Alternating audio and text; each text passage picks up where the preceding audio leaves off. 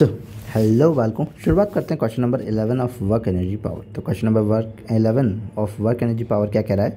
Work done by static friction is. Static friction से work कैसा होगा भाई? स्टैटिक फ्रिक्शन जो लगेगा हमेशा कहाँ लगेगा? बैकवर्ड डायरेक्शन ऑफ मोशन में लगेगा। कि अगर मान लो किसी फोर्स ब्लॉक को तुम एफ फोर्स से इस साइड में धक्का दे रहे हो तो जो फ्रिक्शन लगेगा वो इस तरफ लगेगा एफ एस करके।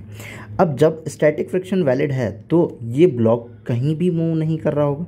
अगर कहीं भी मूव नहीं कर रहा होगा तो डिस्प्लेसमेंट क्या हो जाएगा? ज़ीरो हो जाएगा। तो वर्क डन जो हो जाएगा उसकी वजह से क्या हो जाएगा? ज़ीरो हो जाएगा। अब एक और केस, जब ब्लॉक दो रखे हुए हैं मान लो, तब अगर मैं फोर्स लगाता हूँ इसके ऊपर, मान लो एफ फोर्स लगाया और इधर क्या लगा? मेरा फ्रिक्शनल फोर्स लगा। तो डिस्प्लेसमेंट जो होगा वो इसका आगे होगा और फ्रिक्शन फोर्स पीछे की तरफ है। तो यहाँ वर्क डन क्या आ जाएगा?